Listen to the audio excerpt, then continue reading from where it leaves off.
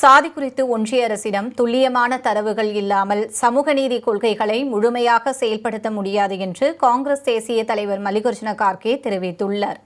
சாதிவாரி கணக்கெடுப்பு தொடர்பாக பிரதமர் மோடிக்கு மாநிலங்களவை எதிர்க்கட்சித் தலைவர் கார்கே, மக்களவை எதிர்க்கட்சித் தலைவர் ராகுல் காந்தி ஆகியோர் கடிதம் எழுதியுள்ளனர்.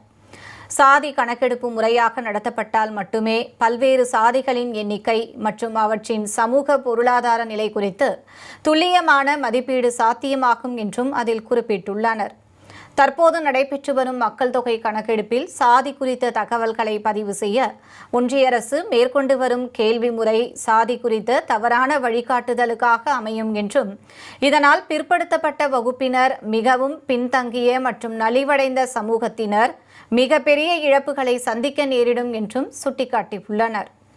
தற்போதைய கேள்வித்தாள் முறையிலான சாதிவாரி கணக்கெடுப்பு ரத்து செய்யப்பட்டு தெலுங்கானா மற்றும் பீகாரில் நடத்தப்பட்ட கணக்கெடுப்பு முறையை சாதி அடிப்படையிலான மக்கள் தொகை கணக்கெடுப்பிலும் பயன்படுத்த வேண்டும் என்று கார்கே மற்றும் ராகுல் காந்தி ஆகியோர் பிரதமருக்கு கோரிக்கை விடுத்துள்ளனர்.